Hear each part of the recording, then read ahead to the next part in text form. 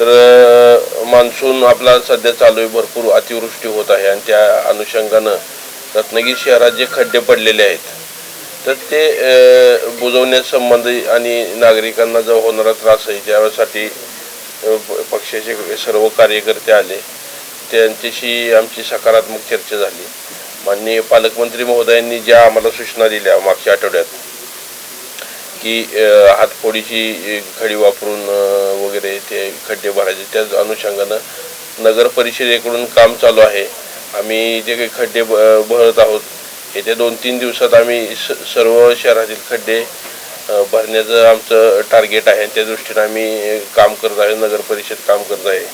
यंदाचा पावसाळाच इंटेन्स स्पेलमध्ये कमी वेळेत जास्त पाऊस पडल्यामुळं थोडा हा प्रॉब्लेम आला आहे, पण मे बी नेक्स्ट इयर हे आता आपलं कॉन्क्रिटीकरणचे रस्ते चाललं आहे त्यामुळं पुढच्या वर्षी हा प्रॉब्लेम येणार नाही। पण आता जी परिस्थिती आहे लोकांना त्रास होतो ही बाब खरी आहे, तर त्या दृष्टीनं पालकमंत्री महोदयांनी ज्या सूचना दिल्या त्या अनुषंगानं आम्ही नगर परिषदेचे सर्व खड्डे भरून नागरिकांना होणारा त्रास कमी कसा करता येईल ह्या दृष्टीने आम्ही प्रयत्न करत आहोत। रत्नागिरी शहरामध्ये मोठ्या प्रमाणात खड्डे पडलेत ते आम्ही मान्य करतो।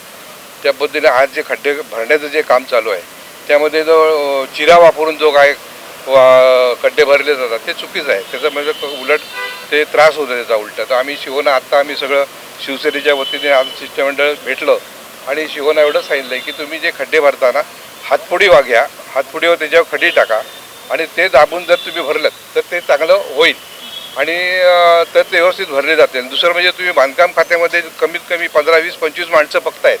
आम्ही जरा काय म्हटलं तुमच्याकडे सगळी डिपार्टमेंटमधली माणसं तुम्ही बाहेर काढा, आरोग्य खाते आहे, पाणी खातं आहे, या सर्व खात्यातली माणसं बाहेर घ्या आणि कमीत कमी 15-20 ठिकाणी तुमची टीम दिसली पाहिजे खड्डे भरताना।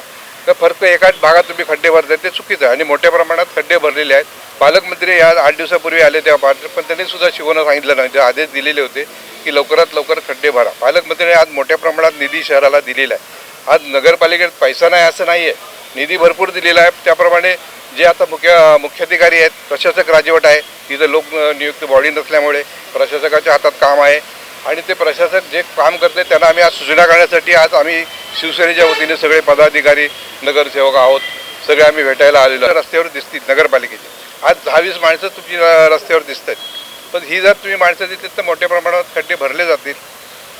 आज जो लोकांना त्रास होत आहे तो कमी प्रमाणात त्रास होईल आणि त्याप्रमाणे तुम्ही आज निधी जो तुम्हाला भरपूर आहे, तुम्हाला मटेरियल मागवायला पाहिजे, पावसाळी डांबर तुम्हाला सगळं पाहिजे। आज गणपती आता जवळ येत आहेत, ह्या सगळ्या गोष्टी आपण लक्षात घेतल्या तर आपण या पद्धतीनं काम केलं तर नक्की त्याचं चांगलं होईल।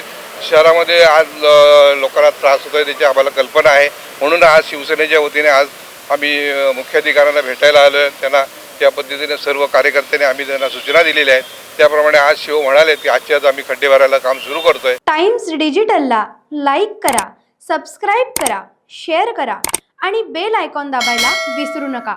Times digital.